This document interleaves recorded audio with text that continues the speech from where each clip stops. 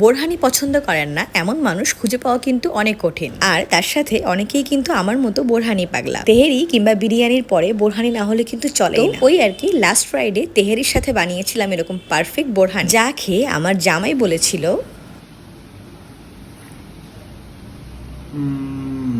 Excellent, সত্যি excellent. আসলে সেই হয়েছে। তো আর কি বরাবরের মতো আমার জামাইয়ের রিভিউ তো শুনলেনই, এবার চলেন দেখিয়ে দিই কিভাবে বানাবেন বোরহানি। প্রথমেই আমার মতো এভাবে নিজের গাছ থেকে পুদিনা পাতা ছিঁড়ে নিই, তারপরে ব্লেন্ডারে পুদিনা পাতা, ধনে পাতা, একটা কাঁচা মরিচ আর একটু লবণ দিয়ে সুন্দর করে পেস্ট করে নিই। আচ্ছা ওয়েট, নিজের গাছে পুদিনা পাতা থাকতে হবে এমনই না, আপনি কিনে আনতেও পারেন, সমস্যা নেই। তো এবার আসি মেন প্রসেসিং এ। প্রথমে একটা বড় গামলা নিয়ে তাতে দিতে হবে 250 গ্রাম মতো টক দই। একটু ভালো মানে টক দই দেওয়ার চেষ্টা করবেন, আমি সবসময় আড়ঙের টক দই ব্যবহার করি। নিয়ে এরপর উপর থেকে দিয়ে দিতে হবে ধনে পাতা, পুদিনা পাতা সেই পেস্টটা। এরপর সুন্দর করে নাড়িয়ে চাড়িয়ে মিক্স করতে হবে সামান্য চিনি। এরপর এতে একে একে অ্যাড করব বিট লবণ, লেবুর রস, জিরা গুঁড়া আর সামান্য একটুখানি ধনে গুঁড়া, অ্যান্ড যেটা না দিলেই না সেটা হলো সামান্য একটু গোলমরিচি গুঁড়া। তারপর এখানে আমি অ্যাড করেছিলাম রাঁধুনির বোরহানি মিক্স, অ্যান্ড দেন দিয়েছিলাম সব থেকে ইম্পর্টেন্ট টমেটো সস। বোরহানিতে টমেটো সসটা কিন্তু বেশ ইম্পর্টেন্ট, আর রাঁধুনির বোরহানি মিক্সটাও বেশ ভালো, তো চাইলে ওটা ইউজ করতে পারে। এ নিয়ে তারপরে আর কি পরিমাণ মতো পানি দিয়ে ভালো মতো মিক্স করে ফ্রিজে রেখে দিয়েছিলাম আধা ঘন্টা থেকে 1 ঘন্টার জন্য।